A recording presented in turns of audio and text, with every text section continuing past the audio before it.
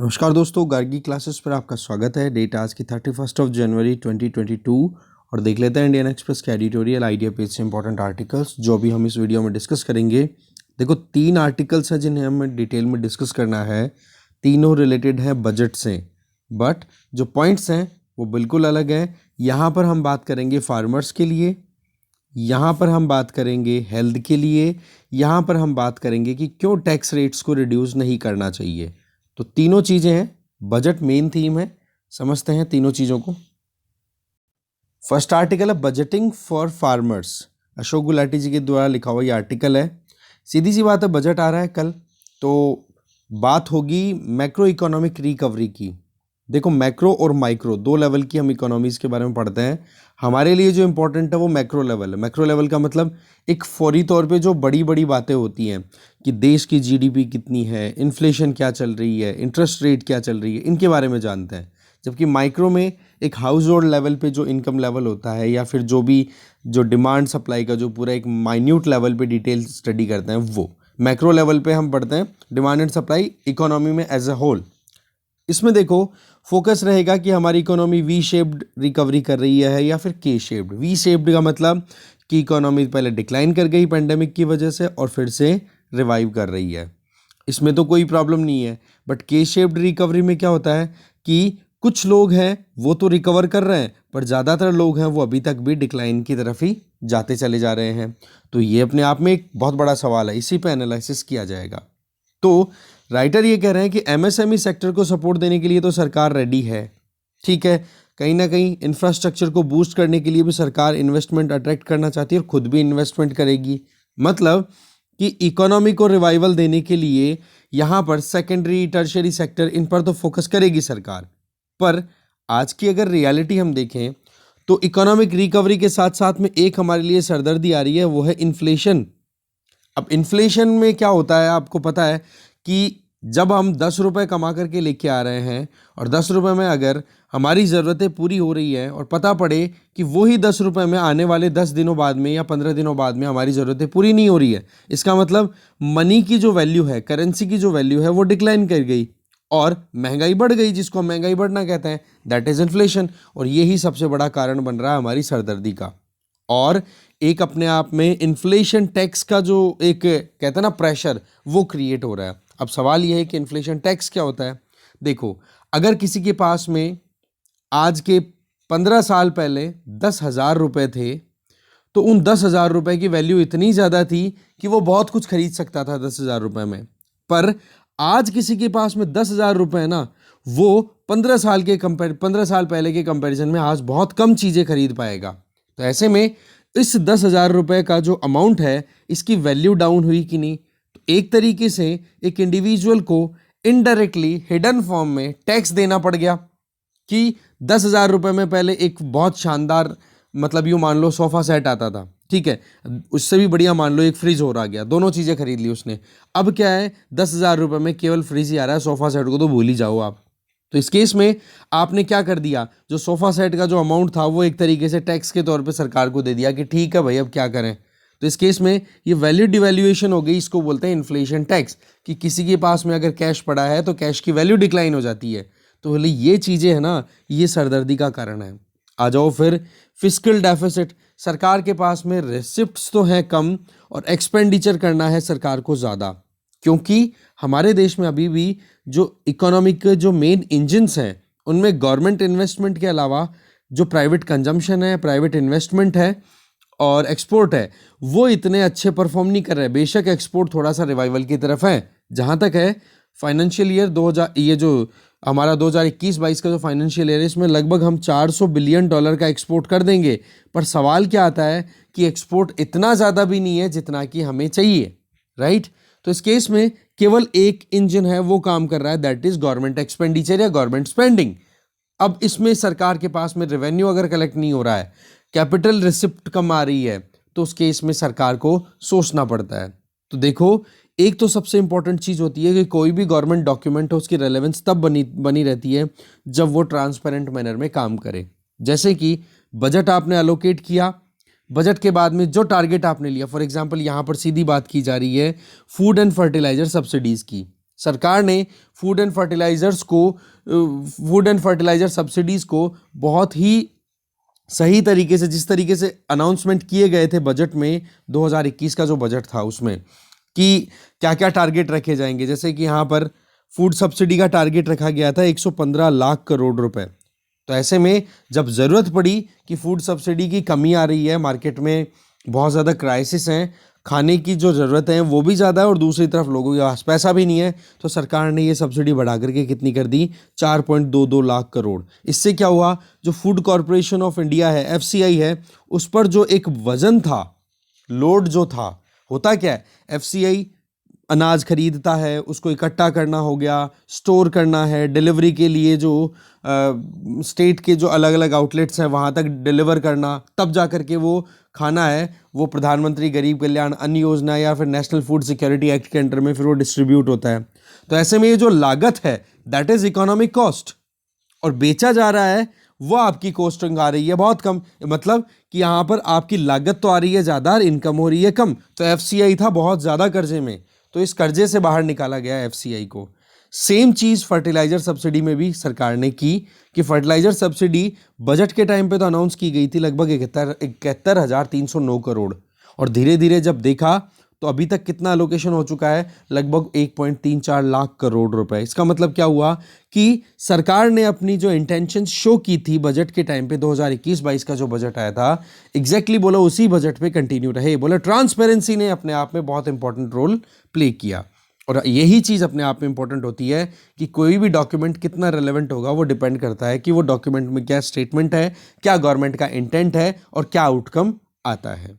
तो इस साल की भी अगर बात करें तो रिवाइज्ड एस्टिमेट्स तो कुछ ऐसे बता रहे हैं कि जो बजट एस्टिमेट था, बजट एस्टिमेट के हिसाब से देखें और उनको फिर से कैलकुलेट किया जाए कि अभी जो बजट में तो क्या होता है, अभी जैसे 2022-23 का जो बजट आएगा इसमें क्या लिखा जाएगा, क्या शो करने वाली हैं फाइनेंस मिनिस्टर कल जो आएगा उसमें, कि भाई 2022-23 का ये जो साल है 1 अप्रैल 2022 से लेकर 31 मार्च 2023 तक का, बोले इसमें हमारे देश में इकोनॉमी कैसे परफॉर्म करने वाली है। एक आइडिया होता है प्रीवियस एक्सपीरियंसेस की बेसिस पे, और उसी के हिसाब से ये देखा जाता है कि कितना तो टैक्स कलेक्ट होगा, कितनी रिसिप्ट्स आएंगी और कितना सरकार को एक्सपेंडिचर करना है। तो ये एस्टिमेट्स होते हैं। अब बीच में ही क्या होता है, जब हमारे पास में 6-7 महीने का एक्सपीरियंस हो चुका है, फॉर एग्जांपल अभी हम 2021-22 के फाइनेंशियल ईयर की बात करें तो 1 अप्रैल से लेकर के हमारे पास में आज 31 जनवरी है, तो मान लो हमारे पास में 31 दिसंबर का तो डेटा पूरा अवेलेबल है ना, तो उसके बेसिस पे हम क्या करेंगे, रिकैलकुलेट करेंगे, रिवाइज्ड एस्टिमेट्स लगाएंगे। तो उसके बेसिस पे भी देखें तो अच्छा खासा बजटरी एलोकेशन किया जा चुका है सरकार के द्वारा फूड एंड फर्टिलाइजर सब्सिडी के तौर पे। अब राइटर जो है वो अपना यहाँ पर ओपिनियन देना शुरू करते हैं। ये तो हो गया हमारे पास में सरकार की परफॉर्मेंस, सरकार का जो भी काम करने का तरीका है वो। बोला मैं थोड़ा सा अलग सोचता हूँ कि हमें फूड और एग्रीकल्चर एंगल को बजट में थोड़ा डिफरेंट एंगल से लेना चाहिए। कैसे, देखो हमारे यहाँ पर जो फर्टिलाइजर या फूड के लिए जो सब्सिडी दी जाती है उसमें एक इंपॉर्टेंट स्कीम काम कर रही है, दैट इज PM किसान, जिसको हम बोलते हैं PM किसान सम्मान निधि। इस स्कीम के अंडर में अभी तक देखा जाए तो लगभग 4 लाख करोड़ रुपए तक का बजटरी एलोकेशन सरकार को करना पड़ता है, और वो हो सकता है कि 5 लाख करोड़ तक भी पहुंच जाए इस फाइनेंशियल ईयर में जो अभी करंटली चल रहा है 2021-22 का जो भी है। ठीक है, तो सरकार जो है वो लगातार इस तरफ सरकार सब्सिडी तो देनी पड़ रही है, भाई खाना प्रोड्यूस किया जा रहा है, फर्टिलाइजर्स की कंजम्पशन भी देखें तो ये दोनों चीज़ें तो एग्रीकल्चर में बहुत इंपॉर्टेंट रोल प्ले करती हैं। तो इनमें सब्सिडी का मतलब क्या होता है कि सरकार जो है वो अपनी तरफ से कुछ सहायता करती है फार्मर्स की या फिर जो कंज्यूमर्स हैं उनकी। तो ऐसे में सरकार के पास में जो नेट टैक्स रेवेन्यू है, हम बात कर रहे हैं यूनियन गवर्नमेंट की। नेट टैक्स रेवेन्यू का मतलब कि जितना टैक्स कलेक्शन सरकार ने किया और उसमें से स्टेट का हिस्सा तो निकाल दिया, अब बच गया केवल किसका, केवल यूनियन गवर्नमेंट का हिस्सा। और ये जो यूनियन गवर्नमेंट के पास में जो भी टैक्स, नेट टैक्स बच गया ना इसका हिस्सा, उसका बोला 30% तो इन सब्सिडीज के तौर पे देना होगा। मतलब सीधी सी बात है कि फूड और फर्टिलाइजर के लिए जो सेंट्रल गवर्नमेंट के द्वारा सब्सिडी दी जाती है वो सेंट्रल गवर्नमेंट का जितना टैक्स पूल है उसका लगभग 30% है। तो इस केस में एक तरफ तो आप सब्सिडी के लिए अलोकेशन की बात करो, अब आ जाओ दूसरा पोर्शन जो एग्रीकल्चर में इंपॉर्टेंट होता है, that is research and development. हमारे यहाँ पर Indian council of agriculture research ICAR है, ये काम करता है एग्रीकल्चर में रिसर्च के लिए। तो इसको देखो लगभग 8,000 करोड़ रुपए तक का अलोकेशन मिलता है। तो आप देखो कि कहाँ तो रिसर्च एंड डेवलपमेंट के लिए पैसा अलोकेट हो रहा है और कहाँ सब्सिडीज में लाखों करोड़ों रुपए जा रहे हैं। तो बोला एक तो ये सबसे बड़ा मुद्दा है। इसी पे ये देखो अशोक गुलाटी जी का ओपिनियन आता है कि सब्सिडीज की बजाय हमें रिसर्च एंड डेवलपमेंट पे ज़्यादा फोकस करना चाहिए, जिससे कि एग्रीकल्चर से जो रिटर्न है वो ज़्यादा से ज़्यादा मिल सके। आज अगर हम देखें तो आई क्रायर जो है मेन जो प्रोग्राम है जिसके अंडर में रिसर्च का काम होता है, वहाँ पर इन्वेस्टमेंट देखें, ठीक है, रिसर्च एंड डेवलपमेंट के लिए, उसके कंपैरिजन में हमारे यहाँ पर रिटर्न है वो लगभग 10 गुना ज़्यादा मिलता है। मतलब आप 1 रुपया रिसर्च एंड डेवलपमेंट में लगाते हो तो आपको उसके बदले में 10 रुपये मिलते हैं। तो ज़्यादा यहाँ पर फायदे वाली चीज़ क्या है, यहाँ पर सब्सिडी के कंपैरिजन में रिसर्च एंड डेवलपमेंट पे। आज अगर हम देखें तो एग्रीकल्चर टू GDP रेशियो की बात कर लो, ये 10 गुना तक का डिफरेंस, या फिर पुअर्टी एलिविएशन, गरीबी हटाने में भी एग्जैक्टली इतना ही कुछ फर्क आता है। मतलब ये कि रिसर्च एंड डेवलपमेंट में अगर हम ज़्यादा ध्यान दें बजाय कि सब्सिडीज़ के, तो बोला वो हमें ज़्यादा फायदा दे सकती है। अब देखो यूनियन गवर्नमेंट जो है वो अपनी तरफ से कोशिश तो करती है कि कैसे भी करके एग्रीकल्चर में रिसर्च एंड डेवलपमेंट बढ़े, एक्सटेंशन ज़्यादा से ज़्यादा हो। दैट मीन्स हम क्रॉप डाइवर्सिफिकेशन पे ध्यान दें, फार्मर्स की इनकम है उसको डबल करने का भी हम टारगेट लेकर के चल रहे हैं। तो हमारा टारगेट क्या होना चाहिए, हाई वैल्यू एग्रीकल्चर सेगमेंट पे फोकस। ये चीज़ें इन्होंने प्रीवियस जितने भी हमने आर्टिकल्स डिस्कस किए हैं एग्जैक्टली वही चीज़ें रिपीट हो रही है, जिसमें हॉर्टिकल्चर पे ध्यान दो, मेडिसिनल प्लांट्स की जो एग्रीकल्चर होती है वो हो गई, या फिर जो लाइव स्टॉक है, हम डेयरी सेक्टर की बात करते हैं, फिशरी सेक्टर है, बोला इन पर हमें ज़्यादा फार्मर्स को पुश करने की ज़रूरत है। ठीक है, साथ में इनकी प्रोडक्टिविटी भी हमें राइज करनी है ही, बट वैल्यू चेन को भी एफिशिएंट बनाना है। वैल्यू चेन का मतलब क्या हो गया कि हमारे यहाँ पर जो प्राइमरी सेक्टर में जो भी गुड्स प्रोड्यूस हो रहे हैं, जो भी आउटकम आ रहा है, उसको हम अगर यहाँ पर प्रॉपर प्रोसेस करके वेयर हाउसेज में पिक करके फूड प्रोसेस करके पैकेजिंग करके वैल्यू ऐड करके अगर एक्सपोर्ट करेंगे तो उसका कितना फ़ायदा हो सकता है हमारे फार्मर्स को। इसके लिए ये जो प्रोसेस है, ये पूरी जो चेन है, एक के बाद में एक काम होना, ये एफिशिएंट होना चाहिए। दैट मीन्स लॉसेस मिनिमम होने चाहिए। साथ में हमारा टारगेट क्या होना चाहिए फिर बाद में इतना कुछ होने के बाद, ल्यूक्रेटिव मार्केट्स पे फोकस करो। ल्यूक्रेटिव मार्केट का मतलब जहां पर लोग पैसा खर्च करना पसंद करते हैं अपनी बेसिक नीड्स को पूरा करने में, या जो भी अपनी ज़रूरतें उनमें। इसमें फिर रोल आ जाता है किसका, प्राइवेट सेक्टर का, क्योंकि पैसे का खेल तो देखो प्राइवेट सेक्टर में ही आता है। तो इस केस में प्राइवेट सेक्टर और जो फार्मर प्रोड्यूस ऑर्गेनाइजेशंस हैं, FPOs हैं, उनके साथ में कोलैबोरेशन एस्टैब्लिश होना चाहिए। किसके बीच में, एक तरफ तो हमने Indian council of agriculture research, इसका जो प्रोग्राम चल रहा है ICRAR, उसमें रिसर्च एंड डेवलपमेंट प्रोग्राम आप ज़्यादा से ज़्यादा प्रमोट करो। दूसरा, वैल्यू चेन को एफिशिएंट करो। इसके अलावा जो प्रोडक्टिविटी है उसको राइज की जाए, और आप एग्रीकल्चर में इन अलग अलग सेगमेंट्स पर भी फोकस करो। फिर बाद में वैल्यू चेन में एफिशिएंसी लेकर के आए और आपने एक तरीके से वैल्यू चेन इंक्रीज की। फिर उसके बाद में ल्यूक्रेटिव मार्केट्स पे फोकस करो जहाँ पर प्राइवेट सेक्टर का रोल आ जाता है। तो ऐसे में सब्सिडी वाले फ्रंट की बजाय अगर हम रिसर्च एंड डेवलपमेंट पे जाए तो वो ज़्यादा फायदे वाला सौदा है। आज फूड कॉरपोरेशन ऑफ इंडिया की बात करें तो उसकी इकोनॉमिक कॉस्ट कितनी ज़्यादा है वो हमने अभी देखी कि एक राइस या वीट है, इस पर ज़्यादा फोकस किया जाता है हमारे यहाँ पर, चावल और जो गेहूँ है, जबकि इशू प्राइस है वो बहुत कम है। अब सीधी सी बात है, यहाँ पर एक छोटा सा एग्जांपल ले लो कि हमारे यहाँ पर इकोनॉमिक कॉस्ट कितनी आती है 1 किलोग्राम चावल पे, लगभग 40 रुपए पर किलोग्राम के हिसाब से। मतलब FCI जब इकट्ठा करता है ना, चावल खरीदना, इनको गोडाउन में रखना, वो सारी कॉस्टिंग आ गई है ना, जो खर्चा लगता है FCI का गेहूं को खरीदने से या चावल को खरीदने से लेकर के, और एक डिस्ट्रीब्यूशन शॉप तक पहुंचाना है, जो फूड डिस्ट्रीब्यूशन शॉप है वहाँ तक पहुँचाना, पब्लिक डिस्ट्रीब्यूशन सिस्टम में पूरा जो सप्लाई साइड का जो पूरा काम है ना, उसमें 1 किलोग्राम चावल पे लगभग 40 रुपए की लागत आती है, जबकि बेचा कितने रुपए किलो में जा रहा है, 3 रुपए किलोग्राम में। ये तो है PDS में, पब्लिक डिस्ट्रीब्यूशन सिस्टम में। जबकि अभी जो कोरोना के टाइम पे प्रधानमंत्री गरीब कल्याण अन्न योजना चली, इस योजना के अंतर्गत तो बिल्कुल फ्री ऑफ कॉस्ट दिया गया था, आपको पता है, ठीक है। तो बोले ये सारी की सारी लागत किस पे आ रही है, सरकार को बियर करनी पड़ती है। अब यहां पर आप देख सकते हो 37 रुपीज का डिफरेंस है कि नहीं। अब ये 37 रुपीज कौन पे करेगा, एफसीआई। अब एफसीआई कौन है भाई, गवर्नमेंट की एंटिटी। अब गवर्नमेंट को फिर अल्टीमेटली बियर करना पड़ेगा और बोला इसका बर्डन किस पे जाएगा, टैक्स पेयर्स पे। तो इस तरीके से यहां पर हमें एक रैशनैलिटी लेकर के आने की जरूरत है। बेशक हमारे यहाँ पर बहुत सारे नीडी लोग हैं जिनको हमें फ्री में खाना अवेल कराना चाहिए, पर जो लोग कैपेबल एनफ हैं उनको तो हमें कहीं ना कहीं अकाउंटेबल बनाना चाहिए।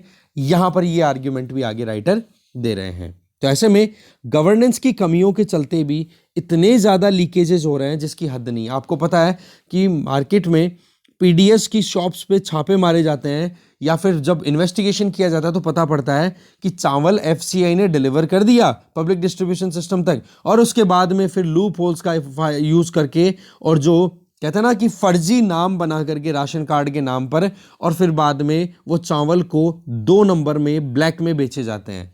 तो ये जो है नुकसान, ये किसको उठाना पड़ रहा है, गवर्नमेंट को। एक्सचेकर के ऊपर बर्डन आ रहा है। इसके अलावा राइस एक्सपोर्ट की बात करें तो आज हम लगभग 20 मिलियन टन का लगभग एक्सपोर्ट कर चुके हैं राइस का। पर सवाल यह है कि राइस की प्रोडक्शन में कॉस्टिंग कितनी आ रही है, एक बार हम वो भी समझ लें। तो सब्सिडी वाला मुद्दा तो आपको क्लियर हो गया। अब आ जाओ एक्सपोर्ट के मुद्दे पे।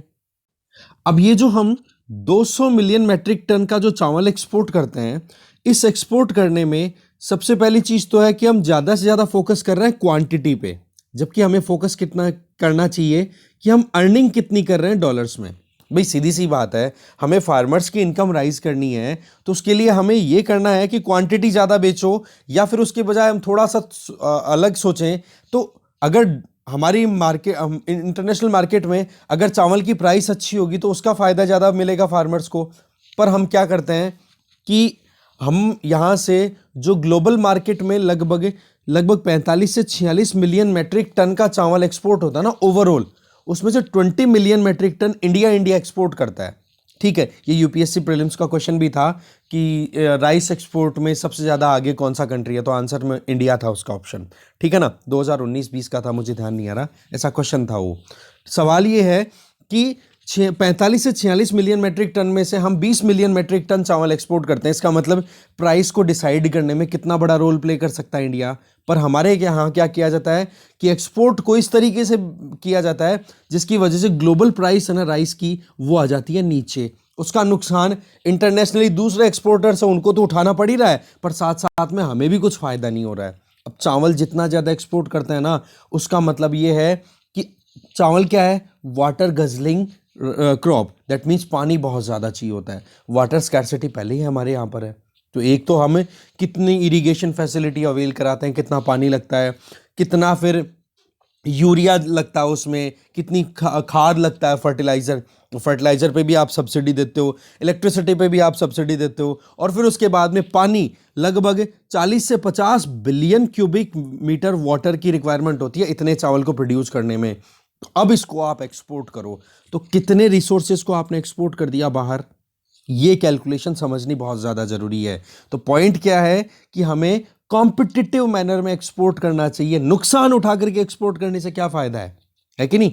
फिर आगे आ जाओ कि भाई बेटर पॉलिसी बनाने की बहुत ज़्यादा ज़रूरी है, एक तो ग्रेन मैनेजमेंट में और एक फर्टिलाइजर सब्सिडी में। देखो, नीति आयोग के द्वारा मल्टी डायमेंशनल पुअर्टी इंडेक्स अभी रिलीज़ किया गया। ठीक है, अब उसमें क्या है कि इंडिया में अगर देखें तो 2015-16 के टाइम पे लगभग 25% गरीबी हुआ करती थी, जो कि national family health survey data की बेसिस पे हम बता रहे हैं।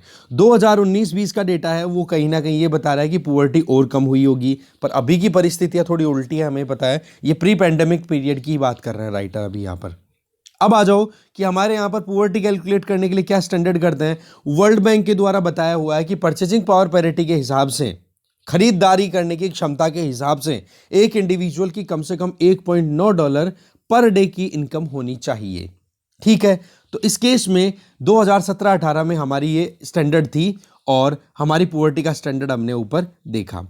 इकोनॉमिक सर्वे है 2000, पिछला जो इकोनॉमिक सर्वे आया था उसमें भी ये कहा था कि नेशनल फूड सिक्योरिटी, मतलब क्या है कि पुअर्टी में थोड़ा सा डिक्लाइनिंग ट्रेंड देखने को मिल रहा है। अब नेशनल फूड सिक्योरिटी एक्ट की बात करो तो नेशनल फूड सिक्योरिटी एक्ट के अंडर में अभी तक हमारी इंडिया की टोटल पॉपुलेशन का लगभग 67% जो जनता है वो कवरेज में आती है। तो राइटर कहते हैं इसमें एडिटिंग करो, एक रिफाइनमेंट लेकर के आने चाहिए। लगभग 30% पॉपुलेशन ही एलिजिबल है प्रॉपर, अगर देखा जाए कि कितने लोग जो हैं पीडीएस के अंडर में आने चाहिए। दूसरा, जो एमएसपी दी जाती है हमारे यहाँ पर, मिनिमम सपोर्ट प्राइस, जिसके चलते सरकार पर वैसे भी लोड आता है। हाँ, बेशक सरकार 23 क्रॉप्स के लिए एमएसपी डिक्लेयर करती है, पर फोकस 2 पे ही रहता है। पर सवाल यहाँ पर है कि हमें ग्रेन लीकेजेस को रिड्यूस करने की ज़रूरत है, इकोनॉमिक कॉस्ट है उसको रिड्यूस करने की ज़रूरत है, और जो इशू प्राइस है जिस पे पीडीएस सिस्टम के अंडर में जो चावल गेहूं है किस भाव से किलोग्राम दिए जाते हैं ना, उसको हमें इंप्रूव करने की ज़रूरत है। तो कैसे किया जा सकता है कि भाई बेनिफिशियरीज को आप प्रॉपर करो, जैसे कि यहाँ पर एनएफएसए है, नेशनल फूड सिक्योरिटी एक्ट के अंडर में जो बेनिफिशियरीज हैं उनको रैशनलाइज करो, जो एलिजिबल हो ना उन्हीं को दो, जो इनएलिजिबल है उनको हटा दो, है ना। दूसरी चीज़, जो लोग अब वेल टू डू हो चुके हैं उन लोगों को कहो, या फिर मिडिल इनकम के जो लोग हैं या थोड़ा बहुत राइज हुआ है गरीबी से इनका, तो उनको कहो कि भाई आपको 3 रुपए पर किलोग्राम के हिसाब से चावल ना मिल करके आपको 10 रुपए पर किलोग्राम के हिसाब से मिलेगा। तो इस तरीके से आप थोड़ा सा इकोनॉमिक कॉस्ट को जो है वो इस इशू प्राइस से थोड़ा मैनेज करा सकते हो, ठीक है ना। अब देखने वाली बात ये, बजट क्या लेकर के आता है। राइटर ने तो अपनी तरफ से सजेशन जो देने थे वो दे दिए, ठीक है। तो ये सजेशंस बड़े अच्छे थे, पहले भी हमने बहुत बार डिस्कस किया जब फार्मर्स का इश्यू चल रहा था, पर अगर आप नए व्यूअर हैं तो आपको अच्छे से समझ में आ गया होगा। और भी आगे चलते हैं। अब ये वाला आर्टिकल है case for a health booster. देखो इस आर्टिकल में के श्रीनाथ रेड्डी जी का लिखा हुआ ये आर्टिकल, ये बता रहे हैं कि बजट कल आने वाला है और आज हम बात कर रहे हैं। तो ये तो एग्जैक्टली वैसी ही बातें हो गई जैसे कि एक क्रिकेट मैच से पहले कमेंटेटर्स हैं वो जाते हैं, हाँ भाई कितनी मॉइस्चर है, क्या हवा का फ्लो है, मैच में क्या हो सकता है, बोले ऐसे ही कुछ हम प्री डिस्कशन कर रहे हैं, बट रियल सेंस में तो बजट ही बताएगा क्या होता है। तो राइटर हैं वो ये कहना चाह रहे हैं कि पिछले 2 सालों में जब से ये पेंडेमिक ने हैवॉक मचाया है, तब से एक सोसाइटल कंसेंसस, मतलब सामाजिक सहमति निकल के आ रही है कि हमारे यहाँ पर हेल्थ सिस्टम को स्ट्रेंथन करने की ज़रूरत है। हमारे यहाँ पर सुपर स्पेशलिटी डॉक्टर्स को तो बढ़ाने की ज़रूरत है ही, इनके नंबर्स को और इनकी ट्रेनिंग को, बट इसके अलावा पब्लिक हेल्थ जो सेगमेंट है उसमें इंफ्रास्ट्रक्चर की बात करो, या फिर जो आप कह सकते हो हेल्थ केयर वर्कर्स है उनकी कैपेसिटी है उनकी राइज करना, डिजीज सर्विलियंस सिस्टम है उनको इंक्रीज़ करना, इन सारी पर भी हमें ध्यान देना होगा। वैसे तो 15th फाइनेंस कमीशन जिसकी रिकमेंडेशन 2021 से 2025 के बीच में अप्लाई हो रही हैं, जिसके चेयरमैन रहे मिस्टर NK सिंह, पॉइंट यह है कि ये सारी चीज़ें ध्यान में रखते हुए हमारे पास में बहुत सारा काम भी है। अब रूरल हो या अर्बन, दोनों जगहों पर प्राइमरी केयर सेक्टर जो है, हेल्थ केयर की बात कर रहे हैं हम यहाँ पे मेन थीम, तो बोलो दोनों जगह पर हमें इंप्रूवमेंट लाने की ज़रूरत है। एक सर्विलियंस सिस्टम हो जो कि नेशन वाइड डिजीज़ को ट्रैक कर सके, जैसे कि कोविड का भी बहुत ज़बरदस्त जो माहौल बना हुआ है, इसमें पूरे देश में एक प्रॉपर ट्रैकिंग ट्रेसिंग हो तो उससे कितना फ़ायदा हो सकता है। ब्लॉक लेवल पे नेशनल इंस्टीट्यूशंस हैं वो इस्टेब्लिश किए जा सकते हैं। हेल्थ वर्कफोर्स हैं उनको और ज़्यादा ऑगमेंट करे, दैट मीन्स उनको आप कह सकते हो ट्रेनिंग दो, उनको इंक्रीज़ करो उनके नंबर्स में, हॉस्पिटल्स की कैपेसिटी वो राइज हो। तो ऐसे में यूनियन बजट जो आया था 2021 का, जो पिछले साल आया था, उसमें प्रायोरिटीज़ पे रखते हुए सरकार के द्वारा एक स्कीम पर फोकस किया गया, दैट वाज प्रधानमंत्री आत्मनिर्भर स्वस्थ भारत योजना। ये स्कीम क्या थी, इसमें हेल्थ सेक्टर है उस पर तो ध्यान दिया ही था, बाकी हेल्थ से एसोसिएटेड दूसरे issues, for example water, sanitation, nutrition, air pollution control, इन पर भी फोकस किया गया और कंबाइंडली इनके लिए लगभग 137% का बजटरी एलोकेशन इंक्रीज किया गया था। उसमें हेल्थ मिनिस्ट्री के अंडर में एक्सक्लूसिवली, जिसको हम हेल्थ सेगमेंट बोलते हैं, उसके लिए केवल 11% ही राइज देखने को मिला। इसका मतलब क्या हुआ कि सरकार ने अटेंशन तो दिया प्रधानमंत्री आत्मनिर्भर स्वस्थ भारत योजना के अंतर्गत, जिसमें 137% का बजटरी एलोकेशन किया गया एक्स्ट्रा, किस पर, हेल्थ, और प्लस में हेल्थ से रिलेटेड ये जो एडिशनल इश्यूज हैं इन पर। बट एक्सक्लूसिवली हेल्थ के लिए कितना बजटरी एलोकेशन राइज किया गया? ओनली 11%। तो ऐसे में सरकार को थोड़ा सा इस पर और ध्यान देना होगा, क्योंकि पेंडेमिक ने हमें इस चीज को अच्छे से समझा दिया। आज अगर देखें तो बजट में, पिछले बजट की अगर बात करें तो दो मेजर हेल्थ मिशंस हैं वो लॉन्च किए गए थे।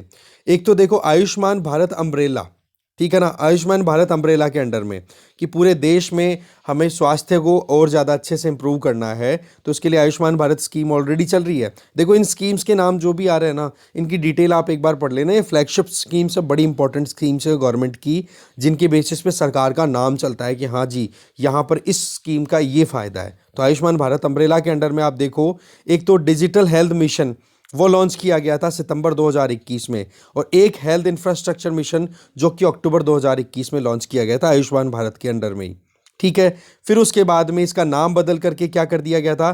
प्रधानमंत्री, ये जो हमारी ऊपर गई आगे, प्रधानमंत्री आत्मनिर्भर स्वस्थ भारत योजना, ये नाम बना दिया गया था इन स्कीम्स का। और इस स्कीम का मेन एम क्या था कि एक nation wide health care system तैयार किया जाए और डिजीज सर्विलियंस इंफ्रास्ट्रक्चर तैयार किया जाए, जिससे कि कोई भी बीमारी कहीं आउटब्रेक हो, कहाँ पर किस बीमारी का कितना असर है, वो अच्छे से चेक किया जा सके। साथ में फोकस रहा कि हेल्थ एंड वेलनेस जो सेंटर्स हैं उन पर ज़्यादा से ज़्यादा प्रमोशन हो, जैसे कि प्राइमरी सेक्टर में या प्राइमरी केयर जो है ना, पीएचसीज जो होती हैं, वहाँ पर ज़्यादा से ज़्यादा ऐसी फैसिलिटीज़ अवेलेबल हो जो कि फर्स्ट इंस्टेंस में अगर कोई मरीज जाए तो उसको ट्रीटमेंट मिल जाए। ब्लॉक लेवल पे लेबोरेटरीज़ को डेवलप करना, मेडिकल कॉलेजेस को इंक्रीज करना, और नेशनल इंस्टीट्यूट ऑफ वायरोलॉजी को और ज़्यादा स्ट्रेंथन करना, क्योंकि वायरस रिलेटेड पेंडेमिक्स या बीमारियाँ बहुत ज़्यादा आती चली जा रही हैं। तो ऐसे में ये जो मिशन है, इन मिशन में दो इंपॉर्टेंट कंपोनेंट्स हमें देखने होंगे। आयुष्मान भारत जो थी वो देखो लॉन्च हो गई थी 2018 में। अभी इसके दो कंपोनेंट्स देख सकते हो, एक तो CPHC, that means the comprehensive primary health care component, जो कि किसके अंडर में आता है? नेशनल हेल्थ मिशन के अंडर में, जो कि आयुष्मान भारत अम्ब्रेला के अंडर ही है। दूसरा प्रधानमंत्री जन आरोग्य योजना, जो किसके अंडर चल रहा है? नेशनल हेल्थ अथॉरिटी के अंडर में। तो ये दो दो अलग अलग प्रोग्राम चल रहे हैं। तो राइटर जो बोल रहे हैं कि बोले यार ये दो दो चीज़ें आपने कर रखी है, इनको मर्ज करके क्यों ना एक ही कर दो। इससे क्या होगा? एडमिनिस्ट्रेटिव एफिशिएंसी भी आएगी। आयुष्मान भारत के अंडर में जब ये दो अलग अलग एंटिटी चलती हैं, तो फिर बाद में आपके जो इंफ्रास्ट्रक्चरल फैसिलिटीज़ हैं, जो भी मशीनरी है, उसका डिवीज़न करना पड़ता है, तो हेल्थ केयर प्रॉपर डिलीवर नहीं हो पाती है। तो इनको आप कनेक्ट करो, लिंकेज करो। अच्छा, CPHCs हैं, उनको आप लिंक कर दो वाटर, सैनिटेशन, न्यूट्रिशन और पॉल्यूशन कंट्रोल के लिए। इसका मतलब क्या हो गया? एक कॉम्प्रिहेंसिव मैनर में हेल्थ पॉलिसी होनी चाहिए, जिसके बेस, जैसे हेल्थ पॉलिसी वैसे तो 2017 की आई हुई है, आप हेल्थ पॉलिसी के बारे में पढ़ लेना, है ना। 2017 की हेल्थ पॉलिसी, उसी के बेसिस पे अभी सरकार काम कर रही है, ठीक है। तो ऐसे में इनको कॉम्प्रिहेंसिवली कवर किया जाए, कैपेसिटी को स्ट्रेंथन किया जाए, हेल्थ सिस्टम को में हेल्थ प्रमोशन ज़्यादा से ज़्यादा हो, ठीक है ना, और डिजीज को होने से पहले ही बचाया जाए। देखो सीधी सी बात है, prevention is better than cure, ये हमेशा से एक इंपॉर्टेंट कोट रहा है। तो ये चीज़ हेल्थ पे तो हमेशा अप्लाई होती है। तो बजट 2022 जो है ना, वो केवल इतना ही ना करे कि जी इन मिशंस को एडिक्वेटली फंडिंग अवेल कराए, इनको साथ साथ में सिनर्जेटिकली ऑपरेट करने का माहौल भी बनाया जाए। मैं दैट मीन्स कि ये जो डिवीज़न है ना, इतनी स्कीम्स, इतने जो गैप हैं अलग अलग सेगमेंट को ट्रीट करने के लिए, इनको सबको एक साथ लाना अपने आप में इंपॉर्टेंट हो जाता है। अब अगर पिछले बजट की बात करें तो नेशनल हेल्थ मिशन को लगभग 9.6% एक्स्ट्रा बजटरी एलोकेशन किया गया था, 2021 का बजट आया था। तो अब देखो बात ऐसी है कि कैपिटल एक्सपेंडिचर पे तो सरकार बिल्कुल भी कमी नहीं छोड़ रही है कि नए हॉस्पिटल्स खोलना, वो सारी चीज़ें, पर इसके साथ साथ में जो ऑपरेशनल बजट है इसको भी तो इम्प्रूव करना चाहिए ना। देखो जी, कोई आप मकान बना करके खड़ा कर दो या बिल्डिंग बना करके खड़ी कर दो, वहाँ तक तो ठीक है, क्या हो बहुत बढ़िया, आपने बिल्डिंग खड़ा कर दिया, आपने इन्वेस्टमेंट कर दिया, पर भाई उसमें जो काम हो रहे हैं वो उनके ऊपर खर्चा कितना आ रहा है, एक बार उसको भी तो आपको देखना पड़ेगा ना। तो खर्चा आपने किया दैट्स ओके, बट ऑपरेशन पे जो खर्चा आ रहा है ना, जो भी डेली रोज़मर्रा की जो काम की चीज़ें हैं, जैसे हॉस्पिटल में क्या काम होता है आपको पता है, तो बोलो उन पे कॉस्टिंग रिड्यूस होनी चाहिए। आज अगर प्रधानमंत्री जन आरोग्य योजना की बात करें तो इसमें लगातार budgetary allocation no doubt increase हो रहा है, बट कोविड के चलते ये जो एलोकेशन है वो कहीं ना कहीं डिस्टर्ब हो गया। कारण कि कोविड पे ज़्यादा फोकस कर लिया और बाकी बीमारियां हो गई साइडलाइन। अभी एक केस बताता हूँ मैं आपको, एक इंसिडेंट है। एक इंडिविजुअल से मिलना तो क्या हुआ, मतलब पता पड़ा मुझे कि बंदे को पहले तो थोड़ी बहुत हल्की फुल्की जुकाम हुई, जुकाम होने के बाद में उसके उसके हल्के फुल्के कोविड के सिम्टम्स आए, जुकाम और वो गला बैठना और वो सारी चीज़ें। तो उसने टेस्ट कराया, टेस्ट कराने के बाद में कोविड पॉजिटिव भी आ गया।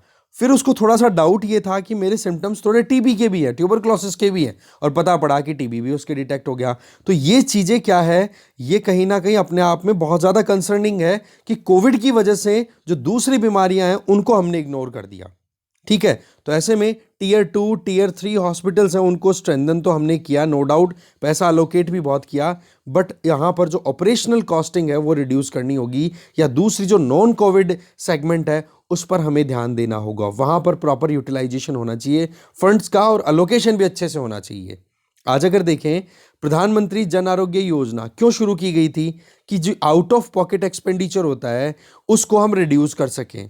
ठीक है, जैसे कोई बीमार हो जाए घर में, तो पेशेंट को ले जा करके फिर बाद में ट्रीटमेंट लेना हो, तो हमारे पास में कितना रुपया खर्च हो जाता है। इंडिया में लगभग 100 रुपए का अगर खर्चा आता है ना एक पेशेंट को ट्रीट करवाने में, तो एवरेज ये निकाला जाता है कि 64 रुपए तो उसको उधार लेकर के आने पड़ते हैं, उसके पास खुद के पास तो केवल 36 रुपए ही होते हैं। इन शॉर्ट, हमारे यहाँ पर आउट ऑफ पॉकेट एक्सपेंडिचर कितना परसेंट है, 64%। तो ये चीज़ हमें ठीक करनी पड़ेगी।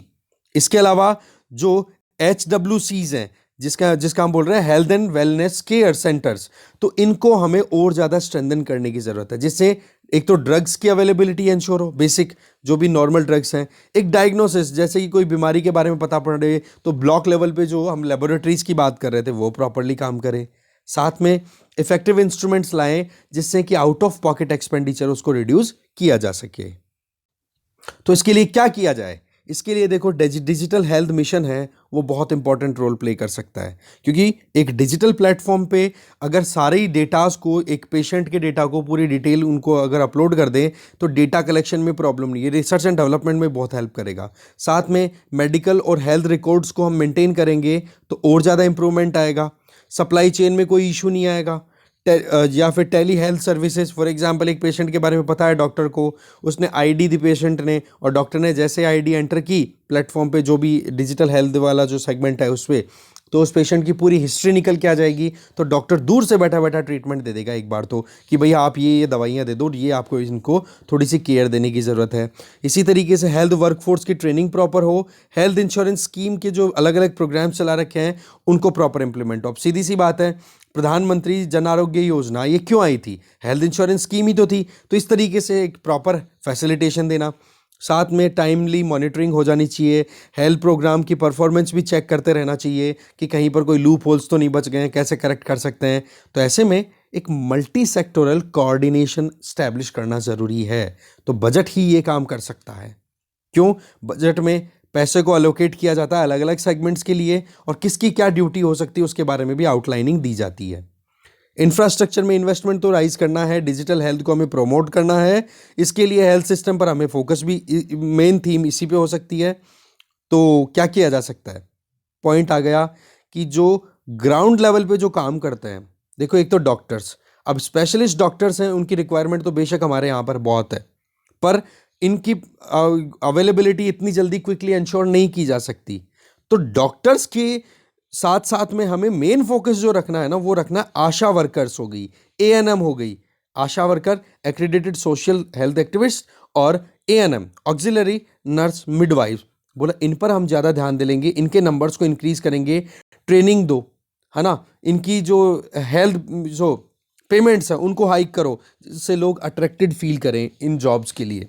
ठीक है, इसके अलावा हर एक सब सेंटर पे, जिसको हम सब सेंटर जो भी PHCs हैं, इनको हम HWC के तौर पे, that means health and wellness centre के तौर पे प्रमोट कर सकते हैं। तो इस तरीके से ये काम हो जाएगा, ट्रेनिंग दो इनको टाइम टू टाइम। ठीक है, अभी जैसे कोविड अप्रोप्रिएट रिक्वायरमेंट तो उस हिसाब से दो, तो वही बातें रिपीट हो रही है फिर से, इंफ्रास्ट्रक्चर हो गया, स्टाफिंग, इक्विपमेंट, वही चीज़ आ गई। हेल्थ प्रोफेशनल्स को नए कोर्सेज प्रोवाइड करो, नर्सिंग और मेडिकल कॉलेजेस में अप टू डेट ट्रेनिंग देनी चाहिए हमें। ठीक है जी, सिचुएशन के हिसाब से वही चीज़ें रिपीट हो रही है बाकी। ठीक है, आउट ऑफ पॉकेट एक्सपेंडिचर है उसको रिड्यूस करने की ज़रूरत है। ठीक है, आज अगर आप देखें तो सेंट्रल इन्वेस्टमेंट तो देखो अच्छा खासा बढ़ रहा है, ऐसी डाउट नहीं है। ठीक है कि कैसे भी करके ये जो आउट ऑफ पॉकेट एक्सपेंडिचर है ये डिक्लाइनिंग ट्रेंड में तो जा रहा है, पर उतना नहीं जा रहा जितना चाहिए। ये बात किसने कही? नेशनल हेल्थ अकाउंट्स के हिसाब से 2017-18 के हिसाब से।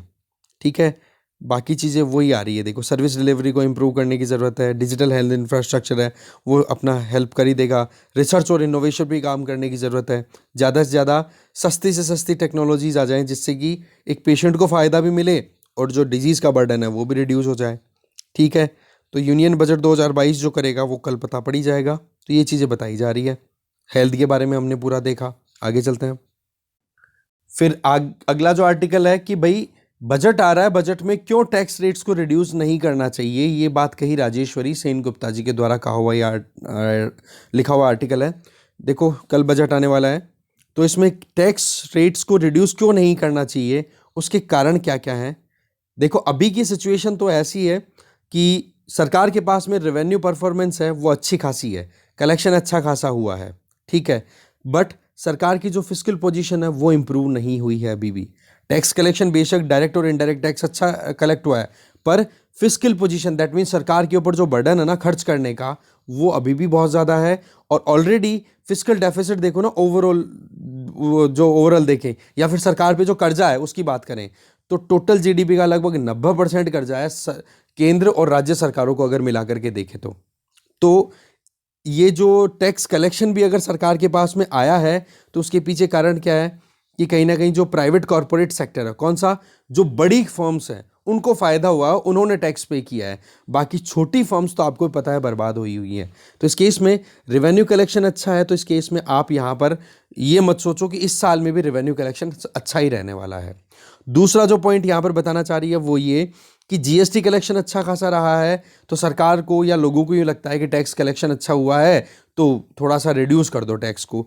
तीसरा पॉइंट ये कि जीडीपी ग्रोथ है वो भी अच्छी खासी हो रही है, तो हमें ज़रूरत है कि टैक्स को रिड्यूस कर देना चाहिए। तो बोले ये तो सारी सिल्वर लाइन सबने देख ली कि बहुत प्लस हुआ है, जीएसटी अच्छा आ गया, रेवेन्यू परफॉर्मेंस अच्छी आ रही है सरकार की, डायरेक्ट इनडायरेक्ट टैक्सेस अच्छे आ गए और जीडीपी भी अच्छी परफॉर्म कर रही है। बट सेम की सेम ट्रेजेक्ट्री 2022-23 में रहे ऐसा नहीं है। बहुत ज़्यादा रिस्की साल रहने वाला है 2022-23 का। बेशक हम रैपिडली ग्रो करते हुए इस साल में कंटिन्यू कर रहे हैं 2022 में, पर 2021-22 में जो हमारी जो इंक्रीमेंट हुआ था या फिर जो राइज देखने को मिला टैक्स कलेक्शन में, उसके पीछे एक तो oil firms, non oil firms जो प्राइवेट सेक्टर में काम करने वाली जो कंपनियां हैं, उन्होंने एक ज़्यादा इनकम राइज की और उन्होंने पे किया है टैक्स। कैसे किया उन्होंने? कि उन्होंने जो लागत थी, लेबर को फायर कर दिया, जॉब से निकाल दिया, कॉस्टिंग रिड्यूस कर दी, उसके बेसिस पे उनकी इनकम राइज हुई थी। क्या स्मॉलर फर्म्स ने टैक्स पे किया? स्मॉलर फर्म्स तो बर्बाद हो गई बेचारी। एमएसएमईज के हाल देखो कितने बुरे हाल हैं। तो इस केस में अगर हम यहाँ पर इस रियलिटी को इग्नोर कर दें कि स्मॉलर फर्म्स हैं वो अच्छा परफॉर्म कर रही हैं और टैक्स कलेक्शन अच्छा खासा आ रहा है, और फिर उसके बाद में मतलब स्मॉलर फर्म्स अब वो बुरा परफॉर्म कर रही हैं, टैक्स कलेक्शन अच्छा आ रहा है तो हमें टैक्स रिड्यूस कर देना चाहिए और वोट मांग लो, तो बोले ये सबसे बड़ा नुकसान हो जाएगा, क्योंकि सरकार पर बर्डन बहुत ज़्यादा है। यहाँ पर टैक्स की बजाय अगर सपोर्ट दिया जाए तो ज़्यादा ठीक है। दैट मीन्स एक तो होता है टैक्स कलेक्शन में सरकार रिडक्शन कर दे, तो उसमें तो तब बात चल जाए कि सरकार को खर्चा कम करना है, पर आप देखो ना सरकार को खर्चा भी ज़्यादा करना है और दूसरी तरफ सरकार है वो टैक्स को रिड्यूस कर दे, तो सरकार पे कर्जा ऑलरेडी 90% ऑफ जीडीपी ऑलरेडी है, तो कैसे काम चलेगा। तो इस तरीके से यहाँ पर हमें इस रियलिटी को समझना पड़ेगा। आ जाओ, क्योंकि कॉरपोरेट टैक्स है वो जिस तरीके से 2021-22 में कॉरपोरेट एंटिटीज़ के द्वारा, प्राइवेट सेक्टर के द्वारा पे किया गया, क्या वो वैसे के वैसे अभी भी टैक्स पे करने की क्षमता रख पाएंगे? बहुत मुश्किल है। कारण क्योंकि इकोनॉमी में डिमांड कहाँ है अभी, और डिमांड को राइज करने के चक्कर में अगर सरकार कुछ गड़बड़ करती है, मान लो ये टैक्स रिड्यूस क्यों किया जाएगा? टैक्स रिड्यूस करेंगे तो लोगों के हाथों में पैसा आएगा, पैसा आएगा तो डिमांड राइज होगा, डिमांड राइज होगा तो फिर बाद में भाई सप्लाई तो ऑलरेडी रुकी पड़ी है, सप्लाई की वजह से तो महंगाई है। महंगाई देखो क्या हद तक, 60-60 रुपए किलो सब्जियां बिक रही हैं। एक सब्जी का एग्जांपल दिया, बाकी तो और देख लो आप। तो इस केस में क्या हो जाता है कि टैक्स रेट और रिड्यूस करती हो तो डिमांड और राइज हो जाएगी, डिमांड और राइज हो गई, सप्लाई रुकी पड़ी है तो और ज़्यादा इन्फ्लेशन बढ़ेगी नहीं, महंगाई और मार जाएगी। फिर आ जाओ जीएसटी पे। बेशक 2021-22 में 1.2 ट्रिलियन रुपीस का लगभग कलेक्शन है, ठीक है ना। 2020-21 में केवल 0.94 ट्रिलियन रुपीस का कलेक्शन था। पर आप एक बार ये भी तो देखो कि ये जो इनडायरेक्ट टैक्सेशन है, इसकी वजह से अगर इसमें इंपॉर्टेंट रोल किसने प्ले किया है, इंपोर्ट ने, ठीक है ना। जो भी हमने इंपोर्ट लगाया, इंपोर्ट पे हम हाई टैरिफ्स लगा रहे हैं क्योंकि आत्मनिर्भर भारत अभियान जो चल रहा है उसकी वजह से। तो ये जो इनडायरेक्ट टैक्सेशन है, ये इसका कलेक्शन लेकर के हम अगर खुश होते हैं तो ये तो गरीब को मारता है। अब भाई सीधी सी बात है, एक साबुन की जो एक मान लो कि सोप बार लेकर के आते हो आप, है ना, बाथिंग सोप लेकर के आ रहे हो, तो बाथिंग सोप में आप अगर 10 रुपये या 15 रुपये का या 20 रुपये का अगर वो आता है तो गरीब को भी 20 देने पड़ रहे हैं, अमीर को भी 20 देने पड़ रहे हैं। तो बोले ये चीज़ कहीं ना कहीं नुकसान वाली होगी कि नहीं। अगर आपको अगर सही से मैनेज ही करना है तो यहाँ पर जीएसटी पर ध्यान देने की जरूरत है। पर जीएसटी को भी रिड्यूस करेंगे तो भी सरकार को नुकसान है, कारण कि सरकार को खर्चा भी करना है। अभी हमने प्रीवियस आर्टिकल्स पे देखे ना कि हेल्थ पर भी खर्चा करना है, फार्मर्स पर भी ध्यान देना है। खर्चे की तो बात की थी ना हमने सरकार की, तो सरकार लाएगी कहाँ से पैसा। अब टैक्स को भी रिड्यूस कर दोगे तो कहाँ से काम चलेगा। तो इस तरीके से राइटर हैं वो बोलना चाह रही हैं कि अभी जो पैसा जो सरकार के पास आया है उसके सामने एक बार खर्चे को भी समझो, फिर समझ में आएगा कि टैक्स रेट्स रिड्यूस करना कितना वायबल है। अब देखो कि आज की अगर परिस्थिति देखें, इकोनॉमी नॉर्मलाइजेशन की तरफ जा रही है। हम जैसे जैसे बोलते हैं नॉर्मलाइजेशन का मतलब कि इकोनॉमी जो है वो एक standard rate growth of rate जो है, रेट ऑफ ग्रोथ है वो अचीव करेगी। तो उस केस में अब धीरे धीरे स्लोअर रेट आएगी कि नहीं, क्योंकि 0 से आप 10 तक पहुंचो दैट्स ओके, पर एक साल में 0 से 10 तो पहुंच गए, पर अगले साल में आप फिर 10 से या 9 पे रह गए, 10 से भी कम आ गए, 9 पे रह गए, तो आपको क्या लगेगा, अरे यार रिटार्ड हो गई, ग्रोथ थोड़ी कम हो गई, क्योंकि आपका रेफरेंस ईयर में क्या परसेंट आ गया, 10%। तो इस केस में क्या जाता है कि अभी तक तो हमने लो बेस इफेक्ट का असर देखा है, अब बेस इफेक्ट 2021-22 का है वो अच्छा है। तो उस केस में आने वाला जो टाइम है 2022-23 का, इसमें हमारी जो जीडीपी ग्रोथ रेट है वो तो रुकेगी, क्योंकि डेटा कैलकुलेट करने के लिए हमारा बेस ईयर है उसका डेटा हेल्दी हो रहा है। और पिछले साल की अगर बात करें 2021-22 में क्यों हमारी ग्रोथ रेट ज़्यादा दिख रही है कुछ क्वार्टर्स में, उसके कारण है 2020-21 में जीडीपी बिल्कुल डाउन थी, कॉन्ट्रैक्ट कर गई थी, हमें भी पता है। फर्स्ट क्वार्टर जो 2020-21 का, उसमें तो -24% लगभग का रहा था जीडीपी का जो डेटा था। तो पॉइंट क्या रहा है, जीडीपी ग्रोथ रेट है वो डिक्लाइन करेगी। दूसरी तरफ एक इमर्जिंग इकोनॉमी के लिए देखें तो प्राइवेट सेक्टर इन्वेस्टमेंट बहुत इंपॉर्टेंट रोल प्ले करता है, ठीक है, एक इंजन का काम करता है इकोनॉमी में। क्या प्राइवेट सेक्टर इन्वेस्टमेंट आ रहा है, फंसा पड़ा है, सरकार को ही खर्चा करना पड़ रहा है। अब सरकार ही खर्चा करे तो फिर बाद में सरकार ही टैक्स रिड्यूस कर देगी, तो बर्बादी का कारण हुआ कि नहीं। अब आ जाओ दूसरा कि हमारे यहाँ पर एक्सपोर्ट थोड़ा सा हम बूम देख रहे हैं, एक्सपोर्ट बढ़ रहा है कि भाई $400 बिलियन तक एक्सपोर्ट हमारा हो जाएगा। पर सवाल ये है कि इंटरनेशनल मार्केट में एक बार नज़र उठा करके देखो, अलग अलग जो फेडरल, जैसे यूएसए का फेडरल रिजर्व है, उसने क्या करने की शुरुआत कर दी कि भाई अब हम तो इंटरेस्ट रेट राइज करेंगे। अब भाई इंटरेस्ट रेट राइज करेंगे तो लोगों के हाथों में डॉलर्स की कमी आएगी कि नहीं, कमी आएगी। अब कमी आ गई तो सीधी सी बात है डिमांड कम होगी। अब डिमांड कम हुई तो इंडिया यूएसए को जो एक्सपोर्ट करता है उसमें कमी आएगी कि नहीं। तो ऐसे में सरकार को और नुकसान उठाना पड़ेगा।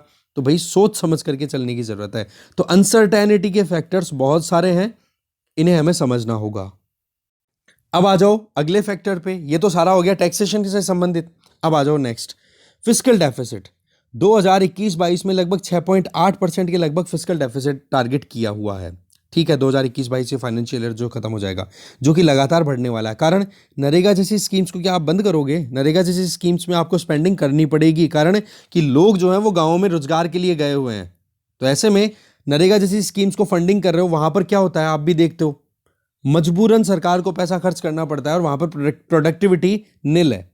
कारण कि भाई लोगों को पैसा नहीं मिलेगा तो वैसे क्राइसिस आ जाएंगे, डिमांड नहीं रहेगी तो वैसे इकोनॉमी बर्बाद हो जाएगी। तो सारा दारोमदार सरकार पे है। तो नरेगा एक हो गया। लगातार कर्जा है वो लगभग जीडीपी का कितना परसेंट चल रहा है, 90%। तो कर्जा है तो ब्याज भी तो देना पड़ता है ना, ब्याज महंगा पड़ रहा है। आ जाओ फिर, सरकार जो है कैपिटल एक्सपेंडिचर भी करना चाहती है, क्योंकि बूस्ट करना है, हमें इकोनॉमिकल रिवाइवल देना है। एक्सपर्ट्स का कहना है कि भाई कैपिटल एक्सपेंडिचर ज़्यादा से ज़्यादा करो। पर सवाल ही आ जाता है कि खर्चा कहाँ से करेगी सरकार।